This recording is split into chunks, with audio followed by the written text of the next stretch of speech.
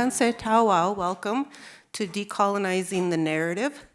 I'm pleased to be able to welcome you all here to the slope of Sacred Guardian Buffalo Mountain. For me, it's a privilege to have the Banff Centre. Apologies, I'm kind of recovering. But, to be able to call this place home where I can work. I don't play as much here, but I still try and play. But to be able to call this home and to host artists from around the world is a privilege. And to be able to have our two special guests who are no stranger to each other. I guess they were here for Gather, Listen Here and have asked to come back as a team. So to begin our day in a good way, our evening, I'm going to get Elder Una to start us off with a welcome and a blessing.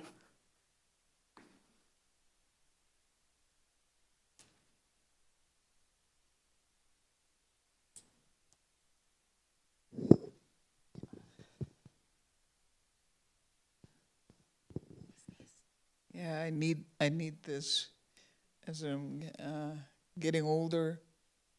I need assistance in the voice. Anyway, I'd like to welcome every one of you in this valley. And when I got off, I saw the trees.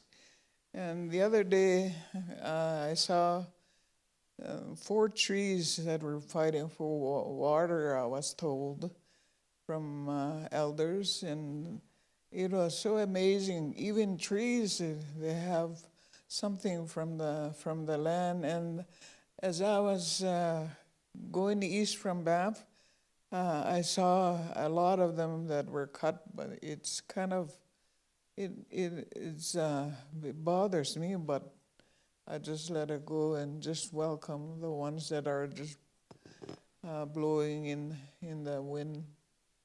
And I hope you'll have an enjoyable evening as I'm anticipating.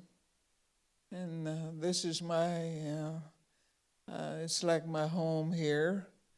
I've been here several times, and I really enjoy the people who run Banff Centre. And it's been so educational, uplifting for my spirit.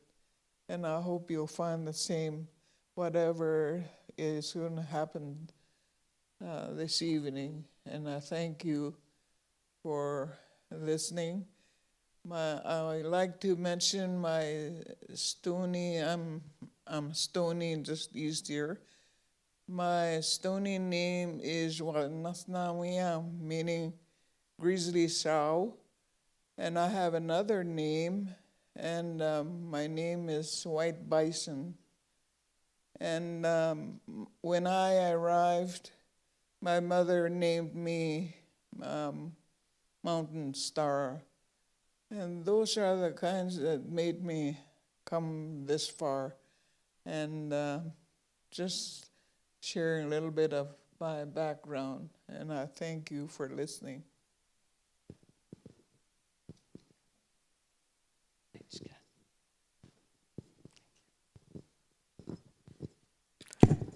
Thank you, Elder Una, for the welcome. I'm pleased to be able to present Wyss, who I met many times over the years. As someone who has a background in both digital and film, Wyss was someone who was constantly referred to doing groundbreaking work. And as I was recently told, she also talks to plants, which we're going to be able to see tonight. Or actually, they talk back. I know we talk to them, but you're going to hear them tonight. So I hope you're prepared for a presentation that includes Allie's plants. I do believe Sam also contributed some. So I think everybody's babies are there. But I told Wyss, Allie bringing her plant and talking about it, and Sam, it's like everybody showing you their babies. When they come, like, look at my baby. That's what I seen a little bit at Tech Check today.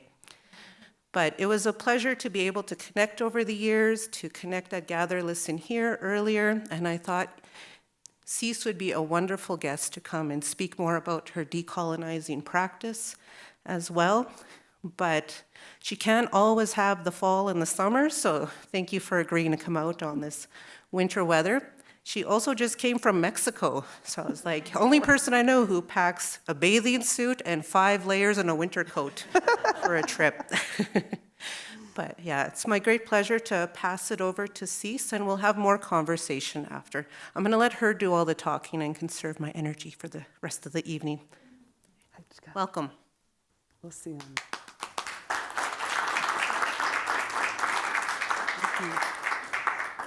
Hatsquile eich tanoyap toitstanat gwian quinshaman cis quian sna on hath and squallowin and wanoxton squallowin titsits. Welcome to this evening, and thank you so much, Una, for welcoming us in a good way. And I've been up here a few times, and Una has come every time, often out on the land, and this time we're inside, so it's nice and cozy. I'm imagining a nice hearth for us all. So I'm Squamish and Stalo. I'm also Hawaiian and Swiss, hence my last name. People are always like, who's this Wyss person? Why is she in the native list? I'm like, I'm native. I've got a bunch of things going on. And a lot of my work over the last decade has actually really been a number of things, part of it being helping my mother before she made her journey last year. She wrote about our family who are Hawaiians and how the Salish and Hawaiian connections came together. So I'm working on a big 360 VR piece to imagine what Kanaka Ranch looked like with no pictures and no maps and just a lot of storytelling. So I really find there's so much strength in storytelling, and I'm really grateful. I also want to acknowledge that my daughter has become my language teacher. I've been her plant teacher, and I've been doing ethnobotany since as far back as I can remember, and raised her in it, and then encouraged her to go to school and get even smarter than she was. And she did that while having children. I don't know how she did it.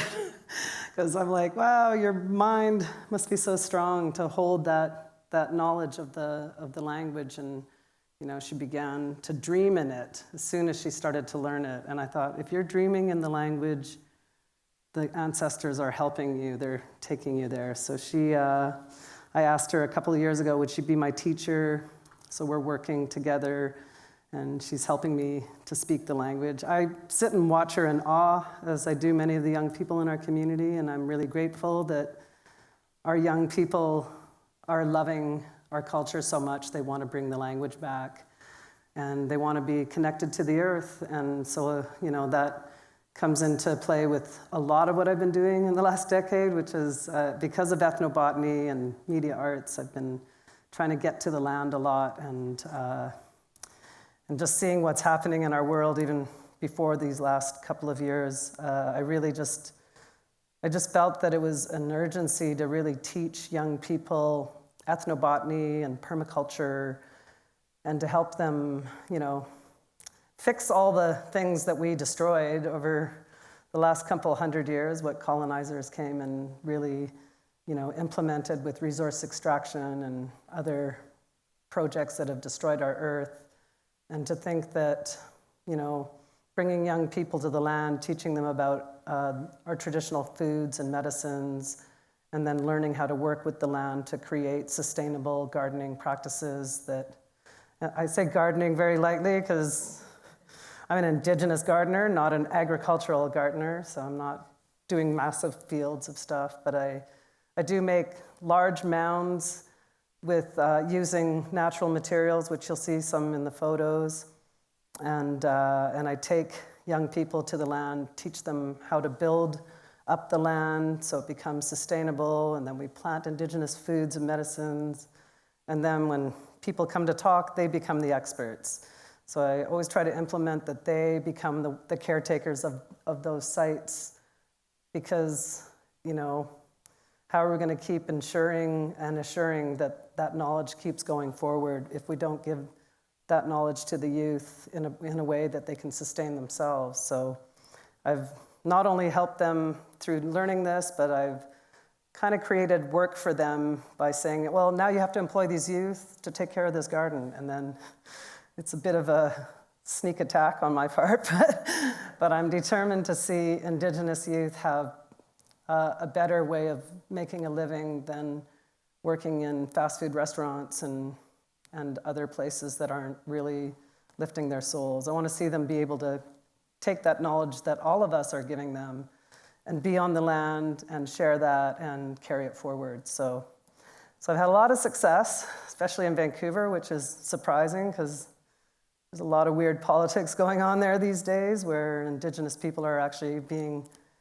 told we're going to be evicted by our mayor. I don't know where they're going to send my people, but they literally want to send people back to their communities, which is a terrible thing. So I'm happy to be teaching young people sustainable ways of living and identifying what they see on the land so that they're not just, understanding the garden, but the things they are planting are things they're going to see in the forest and on the natural land, and really helping them identify invasive species and teaching in a way that it's like teaching them plant guilds as opposed to saying, here's this plant and this plant, they'll go together. Well, in agricultural gardening, the terminology is companion planting. And when we're looking at the forest, plant guild feels a bit better, or plant kin. So plants that get along with each other and support each other and build microclimates into bigger climates. And yeah, but I'm going to talk a bit more about that, but I wanted to share my latest passion, which is this modular synth I've brought. And the reason I have plants is I'm going to hook them up to the different plants, and we're going to hear what the plants have to say. So it's kind of fun and exciting. Actually, this is really funny, but I just dipped this spruce root in there so I could keep it alive longer, and now I'm going to have a drink of it just to be, more connected to that spruce. So we're going to start with this little African violet here.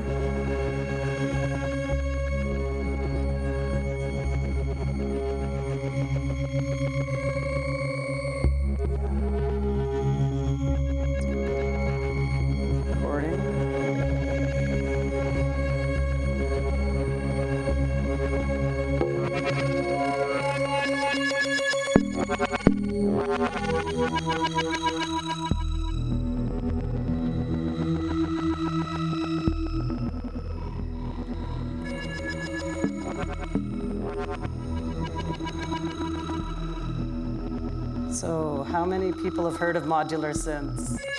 Or think we got one hand!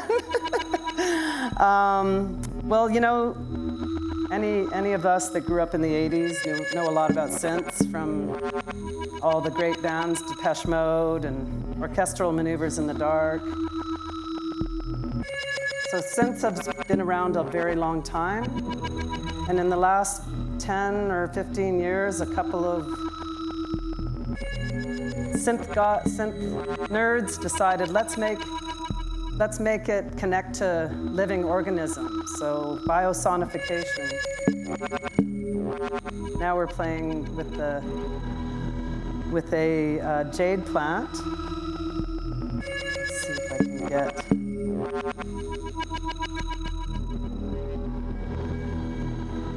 And there's little knobs, and they do change different elements of the language of biosonification.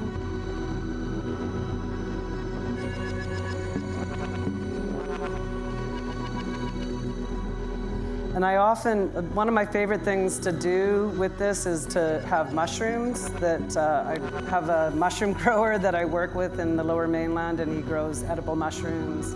So sometimes I'll have lion's mane and different types of oyster mushrooms and chestnut mushrooms, and they're always looking very elaborate and happy, but they have their own sounds, even different from what we're hearing today.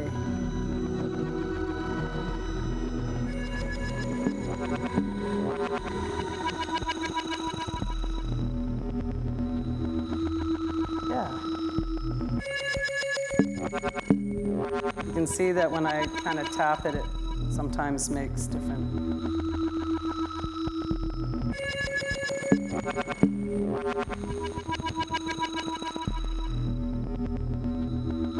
Makes different sounds. What do you think, Una? She was very fascinated to learn about this. And I actually recorded the first one, so it's overlapping other ones as we're playing. I haven't tried this one up here, Stratonia, but let's give it a try.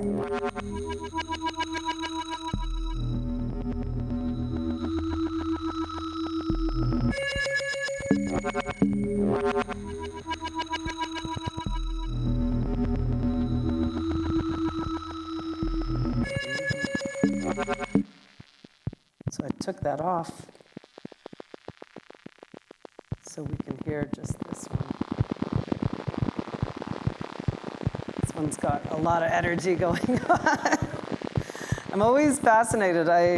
As I was saying, I use a lot of mushrooms for this, and I picked up some orange jelly mushroom that I lovingly call the gummy bear of the forest, and it is edible, and it's really weird and squishy, and sometimes looks like an orange brain when it's growing, and it sounds like a thrash metal guitar player. It's really cool. So I never know what the sounds are going to be.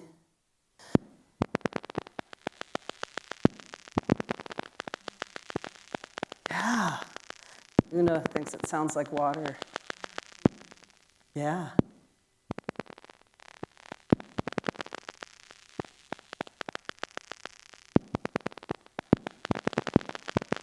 Try recording that a little bit too. Add it to the next one.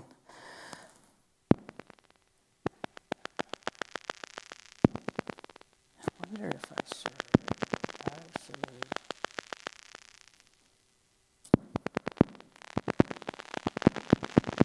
Put it right on the stem, and now it's actually making quite a bit more sounds.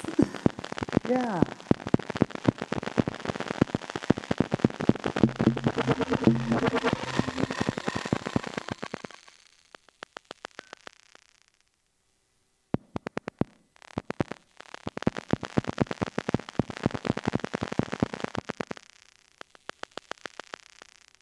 Wow. I don't usually use tropical plants, so it's a whole new experience for me.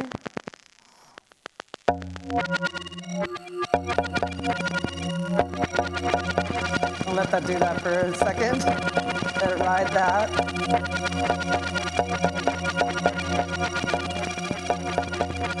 I don't even know what I did. I just touched it.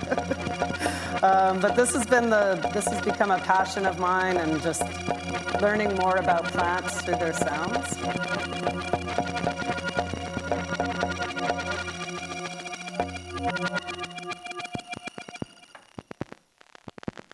Try this one.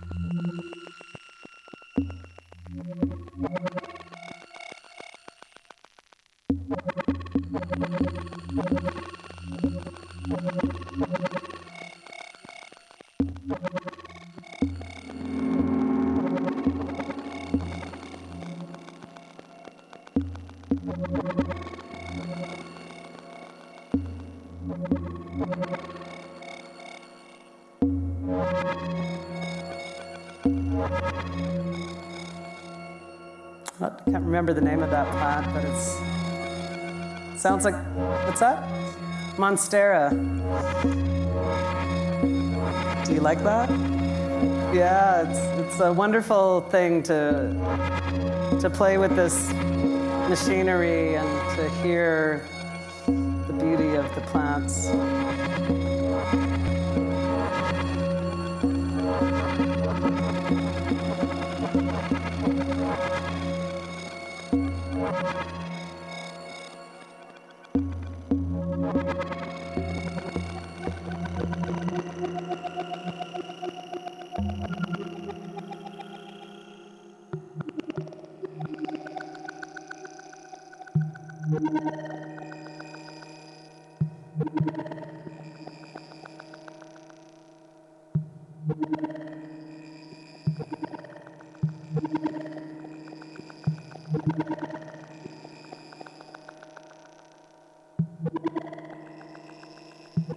Oh, so touch it. Go ahead. Just gonna. You can shake the leaf a bit.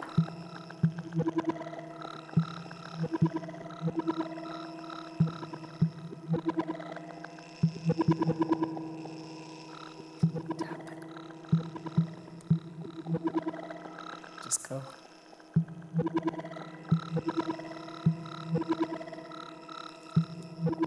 I think it's really liking Una right now.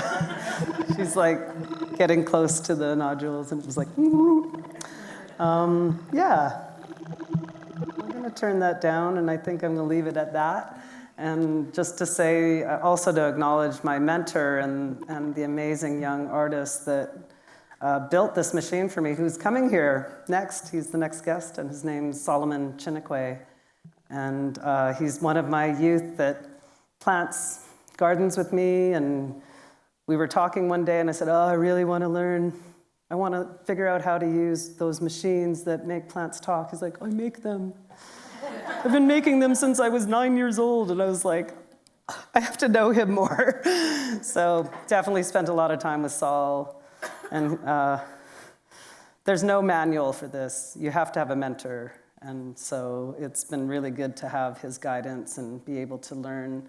And a lot of the plants, like I said, I use are indigenous, so licorice fern and devil's club and, cedar trees and huckleberries. And I find that they have more tingy sounds, and it almost sounds like it does sound like water dropping more when they have it. So I've done a lot of recordings, and I've been collaborating with a choir called Musica Intima, and they sing songs by Indigenous composers, so Cheryl Shaquapagan and Andrew Balfour and other Indigenous musicians they work with. And so I've created tracks that they sing their choirs to alongside the mixes I do, and so it's very exciting just seeing where this is going. I'm not a musician, so it's really funny that I'm working with musicians, but this is a music-making machine, and as a digital media artist and an ethnobotanist, I kind of saw this as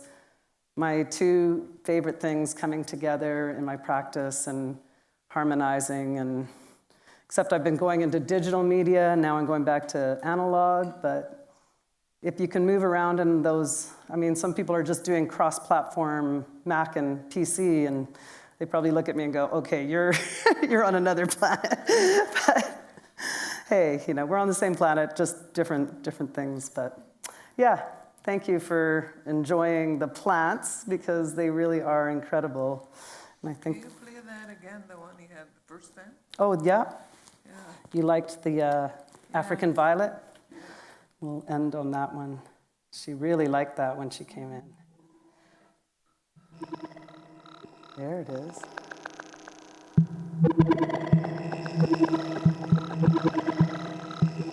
It's very talkative. It doesn't even have flowers on it yet.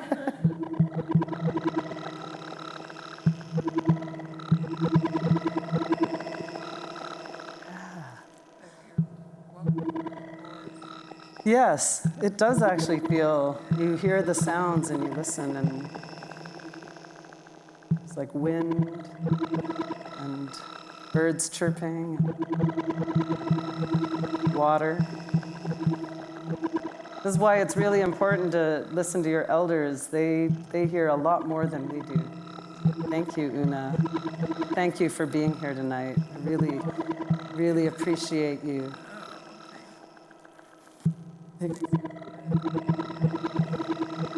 You're always, oh yeah, it's so interesting, hey. I appreciate flowers more. Me too. Yeah, they actually have things to say to us, but the thing that children ask me the most about this is, can you make them say a word? And I'm like, no, I really can't. I think they're waiting for me to interpret that into English for them. And I'm like, I don't think there's a word in English for what we're listening to. Yeah. But I'd love to sit and have a conversation with you.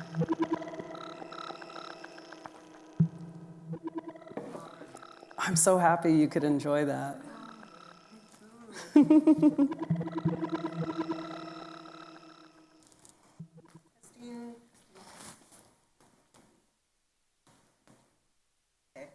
Can you hear me? Oh, yeah, I can hear myself. Yeah. I think you can hear me too, right? Yeah. So first of all, I actually did have an interesting story that we just had this afternoon. So as Tech Check was going down, the lovely experimentation you just seen was happening, and our Indigenous Leadership Director came in and said that there was noises coming out of their speakers over there. And we couldn't figure it out. So I was saying there must be some indigenous wave it's latching on to, sensing there was a community there that needed to be talked to. Simon charges, though, for translation. Just kidding. As he should. Yeah. But I also, you mentioned it, but I'd like you to tell everybody how you got your DJ name. Oh, my DJ name. I don't really have a DJ name. I'm trying to remember what our story was. Because we were making a bunch of jokes about DJ names, so. Well, I know we got some great ideas how we're going to get past security in the next flight. Oh, yeah. I brought, every time I bring this through security, I get funny questions. It's like, what is this? And I'm like, it's a musical instrument, and most people don't believe me. But there was a very cool guy that went through he picked it up, he's like, what's in here? It's heavy. And I'm like, it's kind of like, it's something that makes music, but it's not an instrument. He's like, oh, are you a DJ? You're a DJ? I'm like, yeah, sure. And oh yeah, that's when I was laughing. I couldn't say I'm DJ Mushroom. I don't know, because I don't have a full DJ name because I'm not really a DJ, but I have people that are like, you're a mushroom DJ. I'm like, okay, I do use other plants, but mushrooms are a good one because they're mycelium and they connect all of us, so. I think mycelium's always talking, and I'll have to come up with a good mushroom name for the next time I come here. So get your DJ names ready, everyone. It'll come in handy. Yeah, you'll all need it at some point. It'll just happen. So we'll do a little bit of questions, back and forth conversation, and then as we're talking, definitely think of some questions you want, because we do want to welcome you into the conversation. First of all, I'd love to learn a little bit more about the title Decolonial Love and why you chose that for today's talk. Yeah, and it's more of because it's the shortened version, Decolonial Love for the natural world, and my personal journey with my practice has been with plants and with digital technology, and to come into that place of having technologies. I've always said that plants are the first and oldest technology because when you think about ethnobotany, people say, what is that? It's the study of plant technology. And then people get confused because right away they believe technology is everything, is our watches, our big screens, things we make music with and sounds. But plants have technical information, and they also, when we think about how Indigenous people have used plants, it's not just for food. You know, we have it very easy in our generations because we don't have to make our tools in order to hunt and in order to make food and in order to, just have everything we need. And so that's where you really see its technology, bone and stone tools, but also plant tools that can either be, I grew up with my grandfather bringing my father, so here's my Hawaiian Salish grandfather bringing my Swiss, my grandfather bringing my Swiss father to the land to teach him about plants. And my dad had grown up in Switzerland and the Alps, and he was very connected to plants and gardening. So the natural world was very near and dear to him. And I got to witness my grandfather teaching my father how to collect cook sticks to cook our salmon. So we have a plant called ocean spray, and we basically, we look for it when it's young, and then we will take a branch and bend it over, and all the shoots will come up, and they'll come up straight. Because otherwise, if it's just kind of growing, it could go in any direction. But you just take that plant and put it with a rock, and then the next year you come and you have your nice sticks. So I also grew up when the Sea to Sky Highway was always breaking down, having avalanches and stuff. And, now we have this super highway, but we'd always have to sit in the car in the 70s and sit in the heat. And so it's as soon as my dad and my grandpa went up the forest trail, I was right behind them. I'm I'm not sitting in the car and cooking in there. We never had air conditioning, so went out and I watched and observed how my grandfather taught my father about these plants. And then my dad and him started to do these 100-foot long cook pits of salmon. So they'd line the sticks up, and they'd all have 5 or 6 salmon steaks on there. And then they'd walk down, and then they'd come back, and then they'd turn them around. And by the time they came back, all of them are cooked. And so we could feed massive crowds. And I like being able to be around the salmon, my grandparents, my father, everybody, and they're all teaching each other everything they know. And my father was a butcher, so my family was we cashed in on this guy because he could hunt, he could fish, and he could make beautiful New York steaks out of all of our deer and moose. I really grew up thinking everybody eats like this. And I was 20 and I'm where's the deer steaks? Where's my salmon? Oh, I gotta work hard for this, and there's nowhere to cook that in the city. So having witnessed, that knowledge passing, and I really believe my grandfather taught my father so that we would learn, and he was worried that knowledge wouldn't get carried forward. So he taught us, and we were on the land all the time, gathering things and making these big salmon cookouts for different people.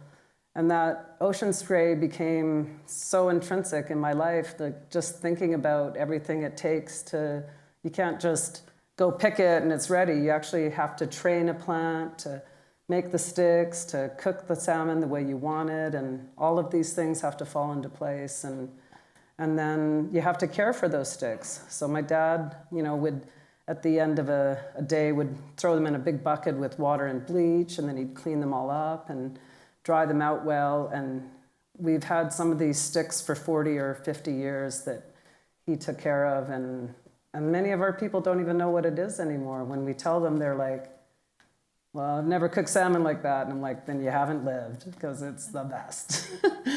And so that's what I'm trying to teach my children and grandchildren now. And so I feel the work that I do, and I think about that whole term, decolonial love, and I've heard it many times. Leanne Simpson has written poems about it.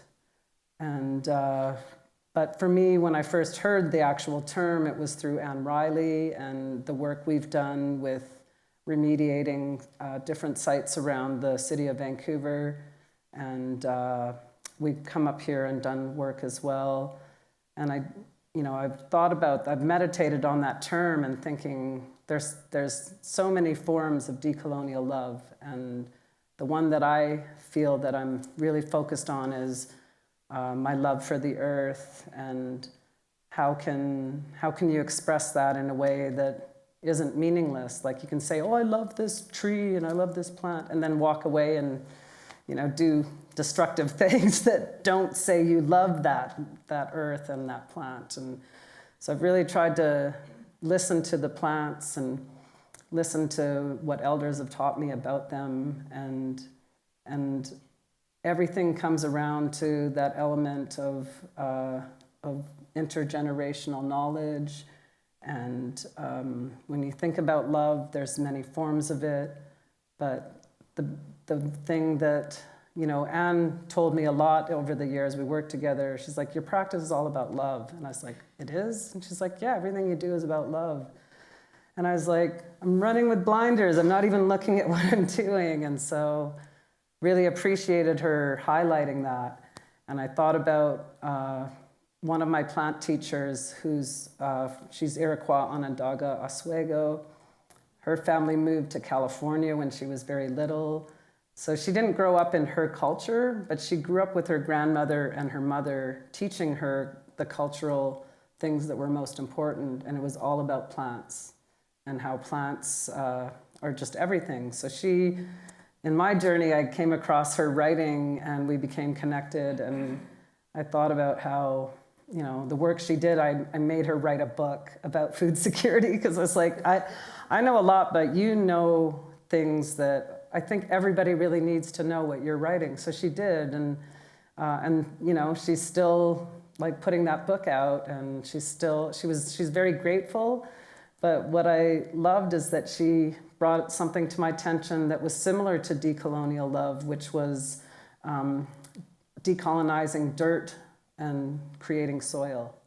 And I thought, wow, that's a love effort. There's a lot of love that goes, you can't just take dirt and go, please be healthy, magically turn it into soil. So I thought about, I watched how she explained all that to me, and she's done a lot of lectures on that and her work and written stuff. And I started trying to implement that teaching to children and youth, and I found it was easy for them to understand that and realize that there is so much love in that process, that you take dirt, you want to grow something, you can't just put a seed in it, add water and hope. It needs to be fertilized. It needs things that we will never eat to go in there and break down and rot into states we wouldn't want to see it in. And then for the bugs to come up and eat it and create soil. And to think, another thing that came over the last 10 years for me was learning about mushrooms, not just good ones to eat, but the fact that a lot of people ask me, why are there poisonous mushrooms? And I'm like, because the mushrooms, not every mushroom is growing for us to eat. Their purpose in this world is to clean the air and to build soil and to connect every living thing by its root system so it can talk. And it blew my mind that mushrooms can be grown, dried, powderized, and thrown onto water where there's an oil spill, and it can soak up all that oil, and then you could put it back somewhere on a piece of earth, and when it decomposes to rich, humus, organic soil. And it's like, and to me, that's love. It's like the work that it takes to change something and to create something so much better than what it was, and to take the worst thing on the planet and to be able to bring it to a state that it can feed the next generations. And so those are the things that woke me up to understanding, what was Anne really saying to me? She was telling me that there's love in everything and everything I was doing. And I just thought I was teaching people about plants and, and about, the environment. And then it's like, that is love. That is what love is giving the next generation knowledge, and not just knowledge, but understanding and practical use of things. And so I've really taken that seriously, and the work I do with gardens, I really make sure there's always youth involved. I bring elders to witness the work when they're able to, but I really want youth to learn about the root systems of the plants themselves, what they're good for, what ones like to grow next to each other, what ones don't like to grow next to each other, and just respecting that and understanding, like in human life, we don't even do that enough. If we almost like planted ourselves next to those that will help us thrive, we're gonna thrive, and we're gonna do our best as as we can as people, right? But if we're kind of situating ourselves in a place where we don't have those things we need to feed our spirit, to feed our soul, then we're leaving ourselves a bit stagnant and without what the things we need to live and thrive. Yeah. Thank you for that. I love all the layers of what love is. I think of the values that we foster, especially when we talk about, say, the 7 teachings within the framework. That's often the hardest for anyone who's not familiar with Indigenous values of love to get, because they automatically assume romantic love. Yeah. Or they're scared of the word love. Yeah. Like, personally, I didn't even hear my mom say she loved me till I was 17, but she showed me every day. So just even to say that was really hard for her. But as soon as I had grandkids, she's like, I know what it means to fall in love. It's like, what about Really me? true. Yeah, you're like, It's a grandparent thing. I think Yeah. I'll figure it out once that happens. Not today, tomorrow. But I really love the conversation because I think that's one word we need to get more comfortable with. yeah. And one thing in terms of the talking, because for me, children are our educators too. So I really loved what you said about your daughter teaching and that relationship, and about Solomon teaching you that. Yeah. For me, I learned so much from my kids and youth who are now doing things because they often don't have that fear to try things. They're just experimenting. So there's something beautiful about that. But that relationship as children, as teachers, and in your work, have you observed that their engagement has taken those teachings and rippled them into community? Yeah, and a really good example is this. I mean, I've worked with so many ages, and I notice with kids right away, you just give them, here's some dirt to play with, and here's a plant, put it in that hole, they're in there, right? There's like, that's cool. But yeah, young people that are struggling and are so hungry and thirsty to know Indigenous plants because they know that that's going to bring them back to their culture somehow, and they see it. They know, they don't know why, but they know something's going to connect them and bring them back to their teachings, right? Their people's teachings. And because I work with Indigenous youth from so many cultures, I have to always kind of flow with them and see which direction they're going and what they want. And so when I worked with a group of youth on this urban forest that we built between 2 buildings, there's this lot with just gravel that goes down about 5 feet, and it's street level. And it's this flat space, nothing there is void of life, and just 2 big buildings on either side, and we had to build a forest. So I had to teach these young people, and they're all like, they love teasing me, they love teasing each other, so you know it's going to be fun and healthy, and you're going to get a lot out of it. And then, you know, finishing the project, I was like, I really want to see them keep going, and I fought for a couple of them to have solid jobs with that society, that organization, and I watched them take it over, start their own programming. They know what they're doing. Like I said, if we just give Indigenous youth the tools, they'll make things happen. Because from my generation, I noticed when people would learn things, they think they were in that place where they thought they had to keep it secret and bring it home. But youth are like, come and look what I did. I learned this. And then they bring all their friends and they want to show them everything they've learned. And that magic that happens where they feel that pride and they don't even know that's because their hands are in the earth. They're decolonizing their connection to the land, and they're ridding the trauma from their different generations they've witnessed and they don't understand. But when they get into the soil and they get into everything else, they start to realize that it's magic and that it's about this infinite possibility. Like they can take it whatever direction they want. And so seeing that, and seeing it in action daily is a magical thing. And it's love. It's like seeing their love for what they do. When you bring in elders into community and like we've seen how that plant really connected actually with our elder tonight. Oh, What are some observations and connections that the technology may or may bring, like insight, like reinforced teachings of some sort? That's what I'm getting yeah. at. Well, that's such a good question, and I have to try to think if I can find a story that goes with it. But like my uncle, he's a very interesting person. My uncle, he's very Catholic, and he skipped residential school and day school, and he only kind of knows the innocent part of religion. And so it was always hard for me growing up around this uncle that loved the church, loved Catholic energy. And I was like, I feel like such an antichrist next to you.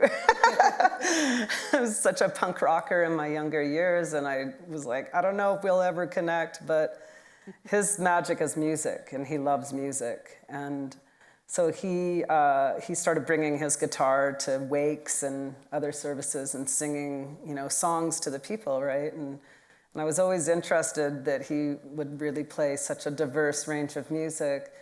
And then I brought the synth along, and we started a garden 16 years ago, and he was part of it. And he's been there fixing things and digging stuff out and helping build the garden in different ways. And now I just only let him come to play music or be there, because I'm like, you're an elder. You should really be enjoying things. But when he saw the synth and he saw what it could do, he was like, it was just like this big epiphany for him, and realizing, he's like, you're starting a counterculture energy in this garden. And I'm like, starting? Oh, sure. I haven't really started, but I think gardens create their own energy, and it's not just the plants, it's the people that come there, and that we're all part of the living organisms that are learning how to thrive and learning how to be with the earth and with each other on the land in respectful ways, right? So seeing elders come to the land and learn things that are out of their comfort zone, but that inspire them, that's a big magic too. Yeah, definitely. Even just for myself listening today. So, I'm always talking to trees, hugging trees, especially when my kids are around. Come on, join me. This is a big tree. We need all our hands. We need all our arms. And so, when you say, they are with us, they talk to us, they connect with us, it's one thing to say that, but then all of a sudden you hear it talking back. Yeah, and you're like, it's like, okay, they do talk back. Talk back. Careful what I say around those plants now. Yeah.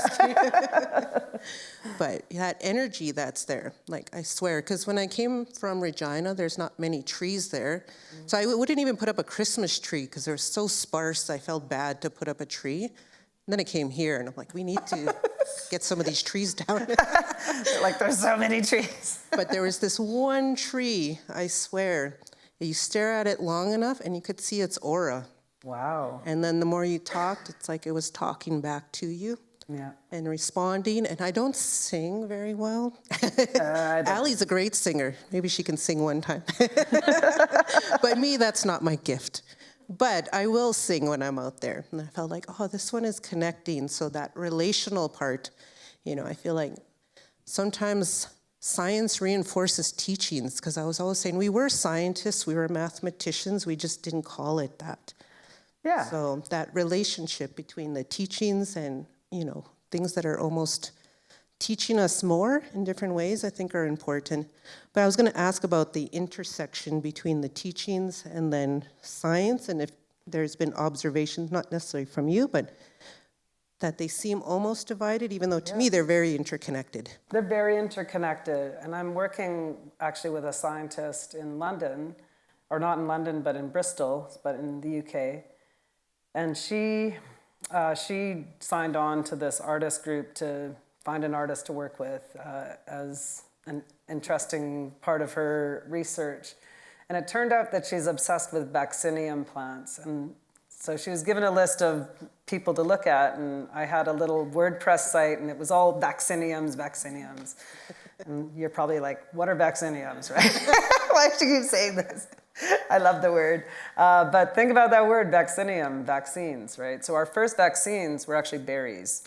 And so there is a whole, like in Latin terms, there's the term for, the vaccinium term is used for blueberries, huckleberries, like red huckleberries, black huckleberries, blue huckleberries, and cranberries. And so they are a unique family that you find all over the world in different forms. And lingonberries also are a vaccinium. And I was like, wow, a scientist wants to work with me on my favorite berry. It's like, yay. So after 4 years of working with her online, we actually finally got together and in person in Bristol last year, and I went and we did, I was creating huckleberries in augmented reality Blender program, and she was researching, she's doing things like studying the chemical properties. So if you go online and you look up vaccinium online, it'll take you to Wikipedia, and then it'll show these weird structures that look a little bit like beehive octagonal shapes, but they're in weird designs. They're all different, but their chemical structures is what they are, and they tell you what is in the plant and what's good and what's not good. And so she's very obsessed with those, and I'm very obsessed with trying to build a berry, which sounds so easy, but it's not. It's like round, and then there's all these details in one spot, and you're like, I'm gonna crash this program, I know it. So I learned how to just make some basic berries, and just for a lack of funding, we didn't get too much further, but a young woman ended up working with her who is into gaming, and so she works at Bath Spa University with her, and the two of them started connecting, and then now the three of us are connected. And so this young woman built a game out of my berries and out of her chemical structures, where you can go in with an Oculus headset and you can use your hand controls to take a piece of the plant, like some leaves and some berries, and you can make a cup of tea. You can also go over and pick up these weird chemical structures that look so odd, but they all have their names, and when you pick them up, they say what they are, and then you can learn a bit more about them. So we're still early in development with that, but I found it incredible to work with such a wonderful team, building a game, and then I went there, we taught people how to make it. I smuggled, shouldn't even say it out loud, but I smuggled huckleberries over there to England, alive, that I picked the day that I went. Put them in this bag with a little silica pack so that they wouldn't squish. They'd come out as perfect as they can, because she wanted to do further research with it at the university. And people were just like, you brought those? I'm like, somebody did. I don't know how they got here. Literally picking them, running to the airport, and then, yeah. And so we made tea with it. We made a different drink, and we taught people how to use the game. We did a PowerPoint, talked about all the different parts of the plant, the chemical structures, and how they're found around the world, and what vacciniums are. And then we had, with the beverages, I've created this thing called Reciprocity Tea Party. So, and it's been really fun as a community engagement tool to bring people together, to break down some barriers. So if I have a large group, I work on it. Originally, I would go around and serve everybody, but with COVID, I just started bringing a big thermos of tea, and then people can serve themselves. And then I can either share stories and songs, or if I go with the audience. So if I feel like it's a lot of settlers, they need to learn about what the hard stories are about Indigenous people. They need to hear that, I'm an intergenerational residential school survivor, and that I've witnessed my mother's journey through her whole life to overcome that, and that it's not just one generation, it's many. So I'll talk about that, but if I get a group of kids, I'll sing to them, and I'll share stories, and I'll try to kind of find the, like we have a a big cannibal woman in our culture. Her name is Cockalaith. I just love her name. She sounds so goth and massive. She's supposed to be really, really big and long hair, and she carries a burden basket and puts children in there.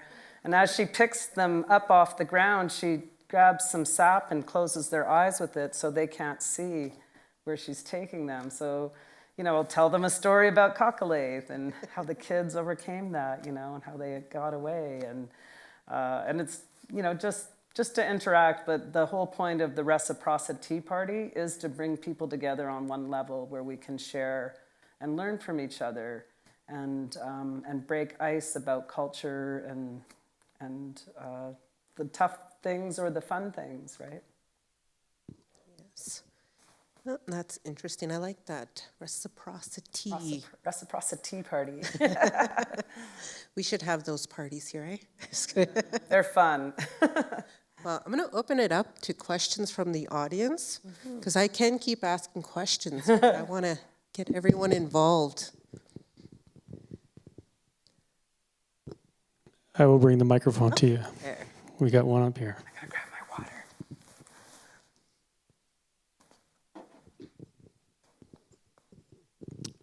I was curious if the plants sound the same, like one African violet to another, like, do they have a similar wavelength or tone or something?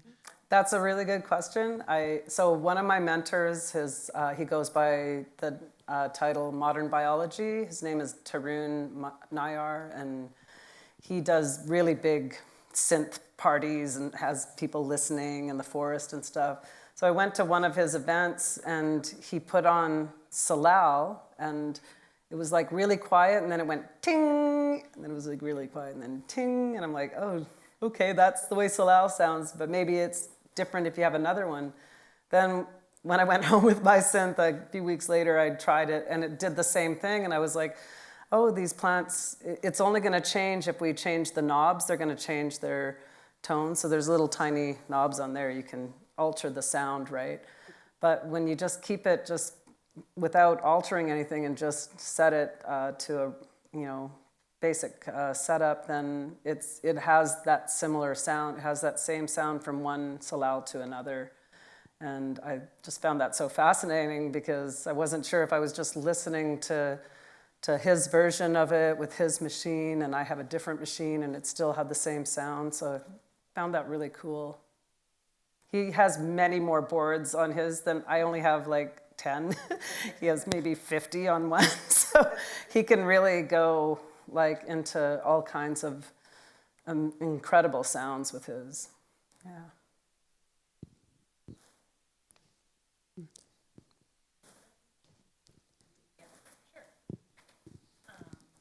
Hi. I have a question, but it's kind of related to maybe if you could, there's the monster at the end, which is the mini one, and then there's the bigger one. The one in the end actually belongs and lives in the office of this person right here. Oh, yes. So I'm just wondering if you would be willing to let us hear what that sounds like. So Sure, Ami it's probably got the hears same sound as the what other it one. sounds like. Be Be happy to demonstrate while we get the next question. I'm never gonna work again. Oh my God, that's funny. See, everyone brought their babies. Yeah, okay, we'll listen to this one. It might have a few little claw marks when you get it back, sorry.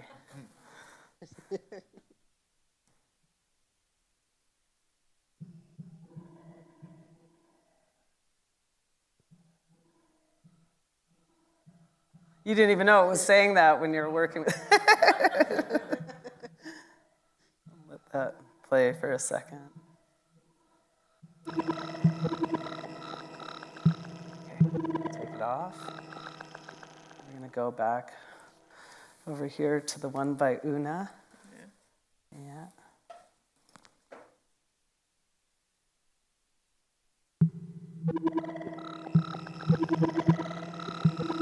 They're speaking the same language. Just kidding. Being totally... Yeah, I didn't alter any of the buttons between them to just hear that the way it is. Same but different. It's got slightly different tones. Yeah. Guess that answers your question. You had a question up there? Oh, When you're recording the plants, if you water them or you change them from light to darkness or something like that, how do they react differently? And does it take like a longer span of time for you to hear those changes? Or well, I usually water them like, if I'm bringing plants, I'm bringing indigenous ones, I usually have them out on my balcony where it's raining, and then I take them in just so they're not going to leak all over the tables that I go and do presentations at. But I haven't actually spent time to listen to that to see if there's any difference. However, a couple of weeks ago, I was at Emily Carr University. There was a grad show, and I brought my plants. They all had snow on them, and the snow started melting, and it still had the same sound whether it was snow or water. And so it was very lit though. It was very like, yeah, I was like kind of making jokes. This is what it sounds like when 1,000 snowflakes die. They're just like melting. I'm like, get the sound now. But people were just like blown away at the fact that I even had snow that had been sitting in the building for half an hour and it hadn't melted. And they're like, must be really cold over here. But just even the snow had a sound was kind of, I think, exciting for people. But like sound, like snow is water, essentially. And I've always been told by elders that water is the most transformative being on the planet. It can become, as we know, looking out here, it can become snow, it can become ice, water, rain, mist. And I'd be curious to hear the snow up in the glaciers where it rarely ever melts, right? Yeah. Well, I think Allie didn't water one plant to test that, actually. It's like dying. See if it was angry. I didn't actually hook that one up. Let's find out. And she gave some extra love, I think, too. See? Let's hear this one.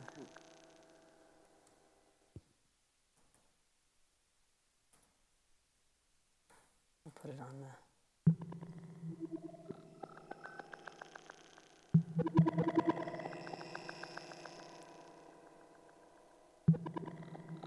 I'm having to give it a little boost because it's very quiet. Yeah.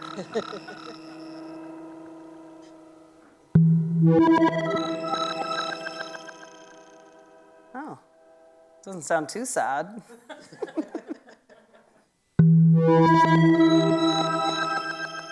I just put my hands on the table. And what's this plant called? Prayer plant. Yeah, so at nighttime. Does it close up?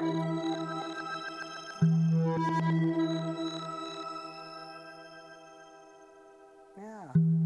They're all very fascinating to me. They all have a voice and they all have an energy. Have you tried like having them have a conversation, like making the, like just touching and like putting one of the, I don't know how that machine works, but like. You mean two different plants? Yeah. Yeah. Is it like, does it sound like quite different from? Let's find out. I don't do it very often. I'm usually just trying to get a sound out of one plant, but let's see. Put it over here. Oh, actually, I have some of this fir. I don't know if the fir is gonna... it might be a long shot. I'll do this one.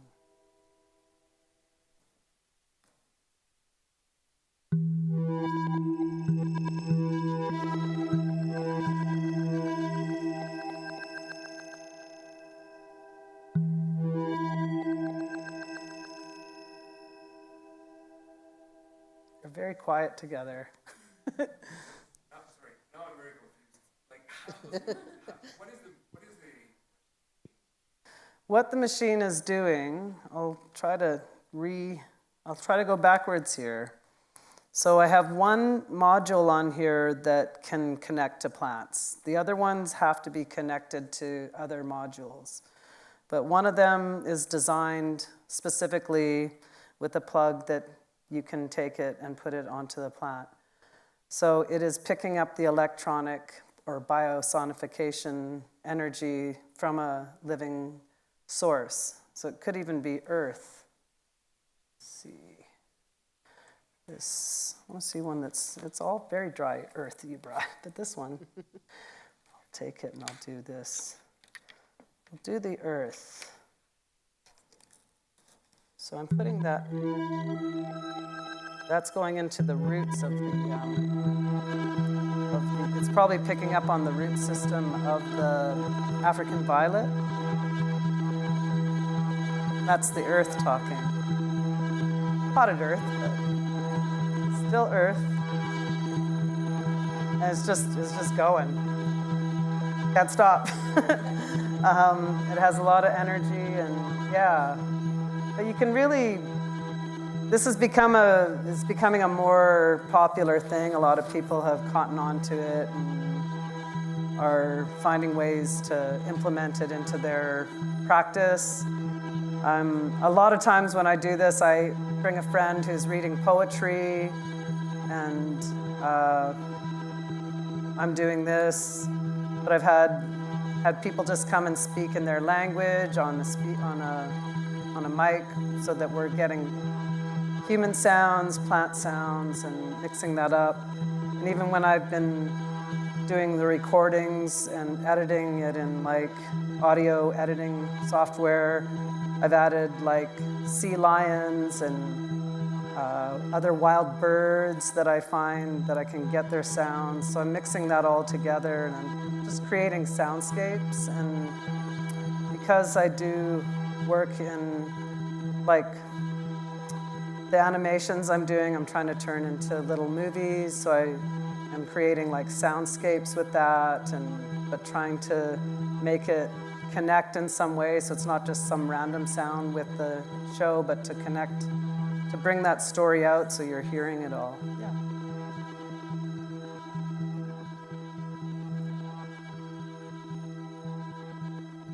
Cease, earlier in the discussion you were talking about plant kin.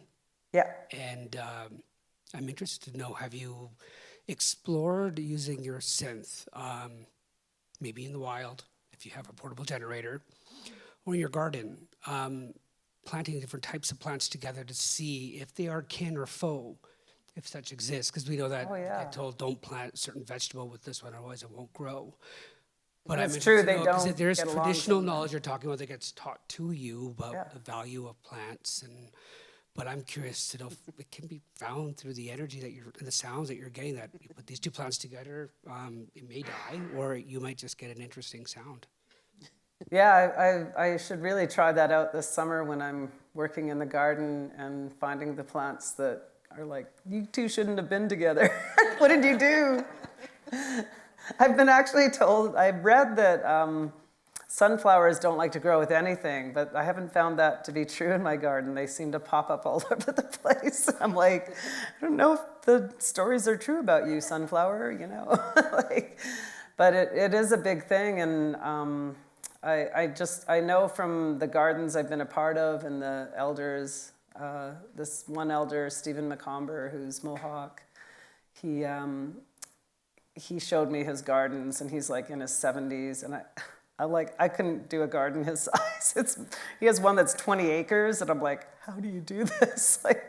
But he works with youth, and he's teaching them, and they're doing most of the work. But he's very clear about how plants need to grow with the ones they like, and he'll go really deep into how Mohawk people have studied this for centuries and never been wrong about it. They really know what they're doing. And so I'm so fascinated with people that have that intergenerational teaching, because I really had to go gather that myself. I really had to find that from people. And, I can see my daughter now just grows up with that. And she's actually the one that taught me the term plant kin. And I was like, that really resonated. And I realized it's important to think about how plants really live. They're witness to so many things.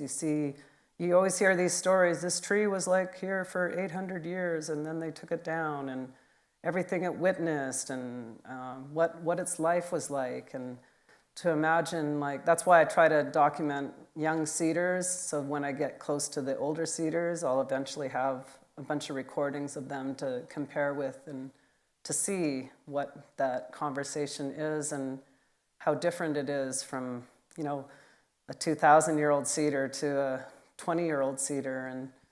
And in Vancouver, people see these cedars that are like 100 years old, and they're like, they're so big. And I'm like, you don't know. They're so much bigger. They become caves for bears to live in all winter. They're miraculous, right? And, it has the name Tree of Life for a reason.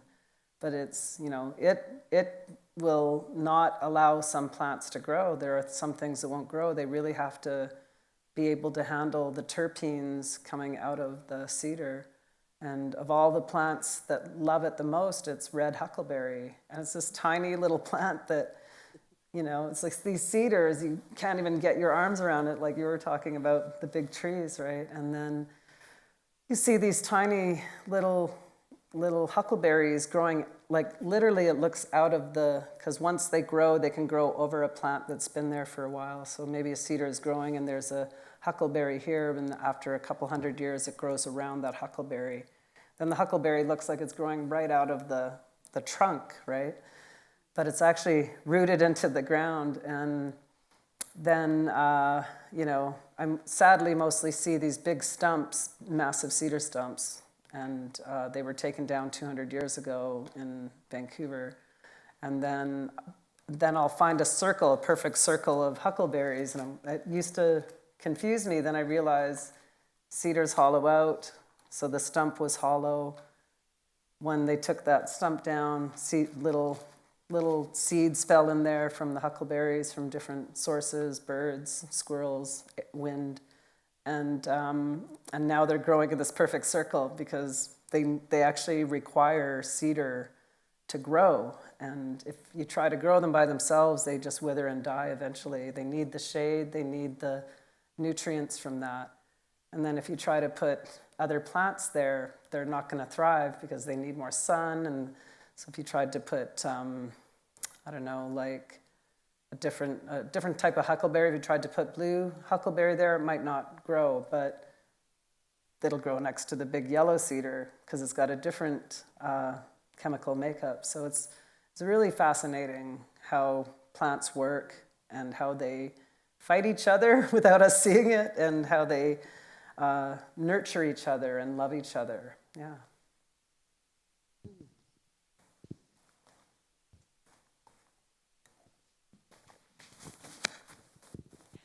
What sense do you have of where this love is drawing you next? That's a hard question to answer. I don't know. I guess I'm just really, it's like I've taken a long time to gather a lot of information, and I'm a canoe person, so I'm going to metaphor this. That, in my journey in my canoe, that I take it where that ancestral highway wants me to go, I guess. And, at one point I'd only ever thought about being in Vancouver, doing this work, that's where I'm from, and then I was invited to Montreal, and I really struggled. And I was like, it's a big thing. I think people think planting a garden somewhere else is easy, but you have to go and talk to the people from there, and you have to make sure it's okay. Like, I don't want to plant things and have them think I'm trying to actually take over and that my views are better than theirs. I don't ever want to think that. So I had to really spend months trying to reach out and meet people before I was there.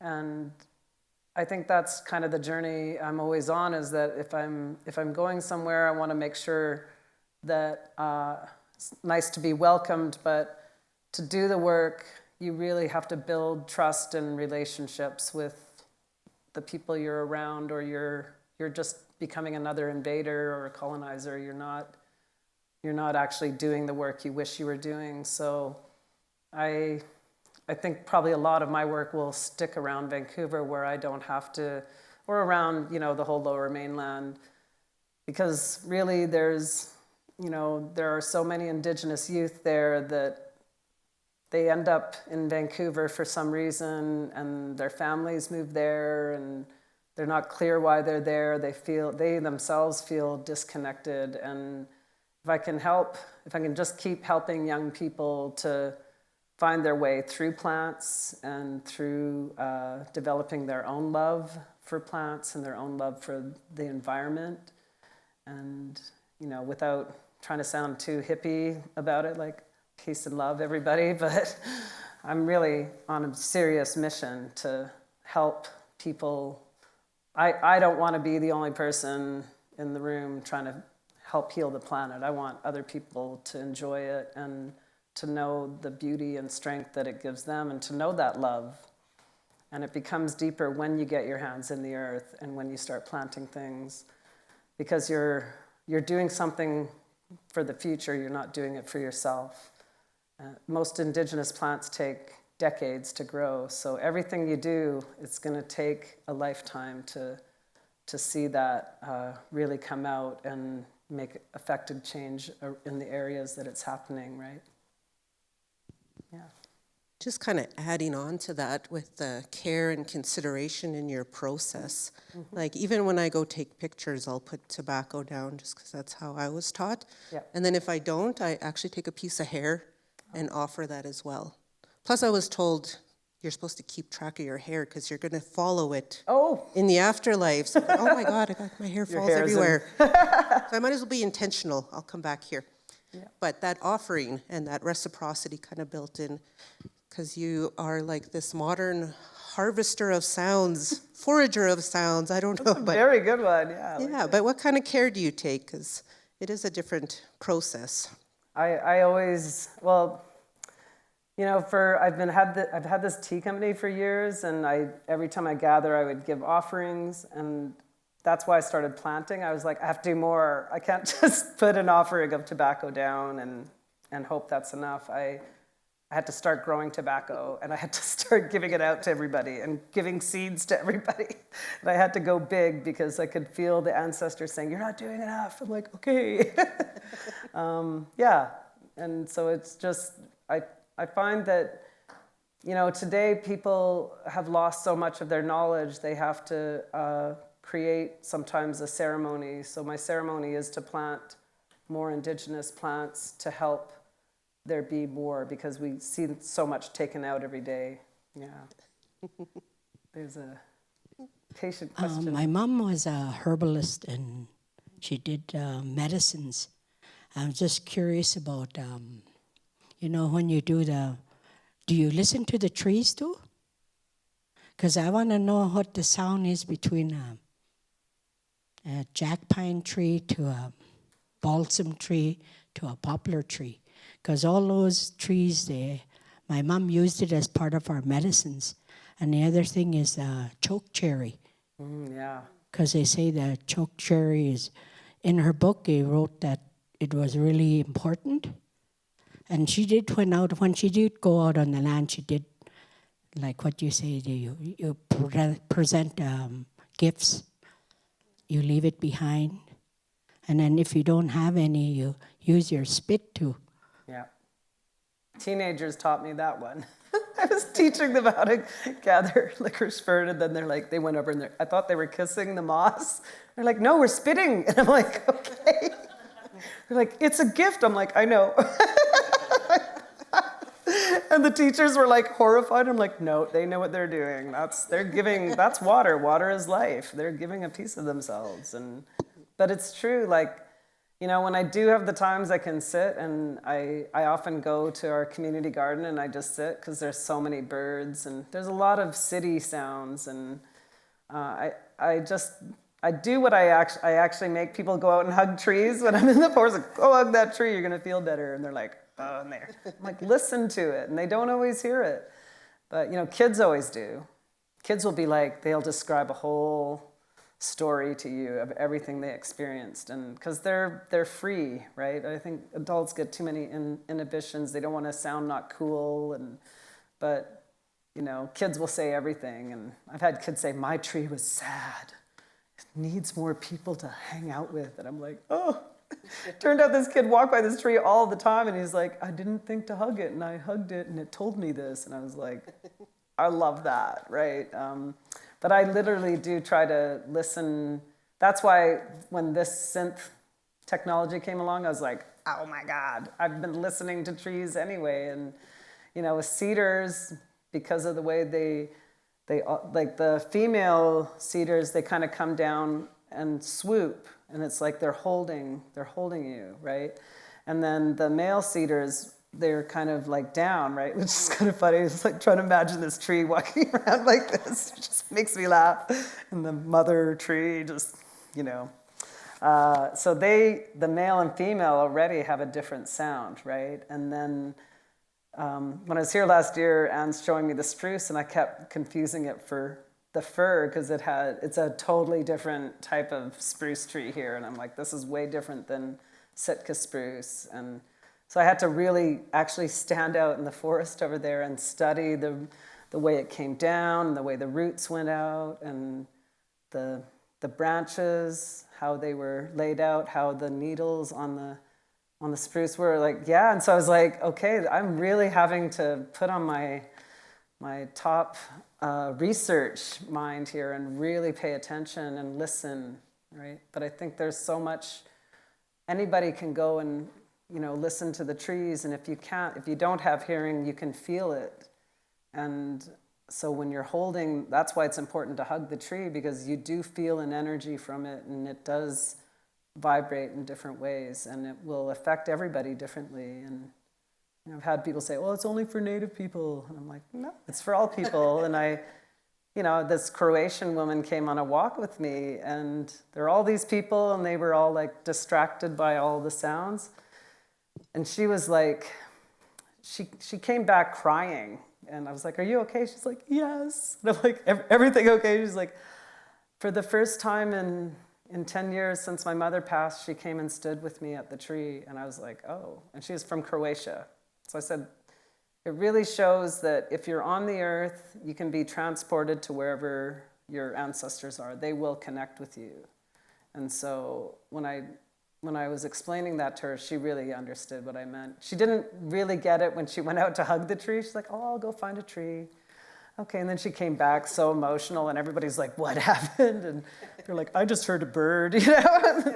Somebody was like, I heard, you know, the fairies out in the inlet, and they heard they all heard different things, but she really had this special moment with her tree. And I was like, were you near a cedar tree? She's like, yeah. And I'm like, yeah, cedar does it. Cedar really connects our ancestors. And I think that of all the conifers, you know, so when I'm up here, I really feel it from the spruce.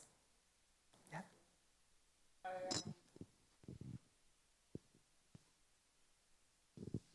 Our people from our reserve go downtown, and it's about a 12-minute drive, and they all sit under the one tree. And you see, if you want to find anybody, you go look for that tree. Yeah.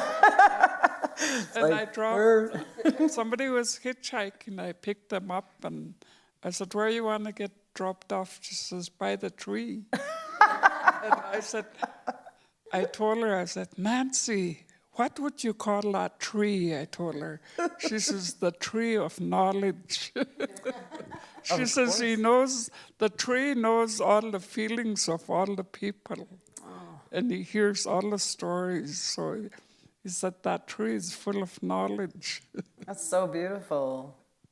I think, you know, if more people did that, they would be probably a lot less stressed.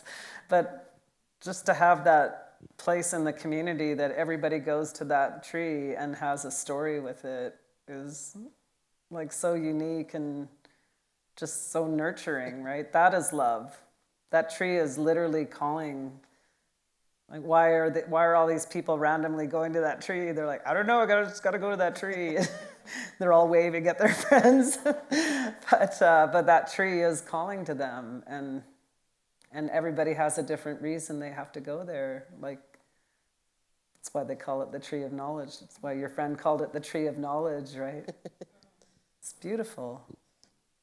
Yeah, and I think that's a good closing thought, is that relationship between us and the world around us. We don't just impact it, it impacts us, is what I learned. Yeah. And because, yeah, you can see someone's aura is a lot different in those moments. Totally. So I think that's a nice way to wind down. I was like, I still have to colonize our time. I'm sorry. I know. Decolonize as much as we want, but at the end of the day, Well, I want to give big gratitude to everyone, Ginnistomitten, for coming out tonight. And this is actually not our last live event, but our last live only recorded event. We will be moving hybrid. So if you aren't here and you want to join further talks where we will actually meet Solomon Chinekwe and Nicholas, what's his last name? Yes. oh yeah, Nicholas Lecton.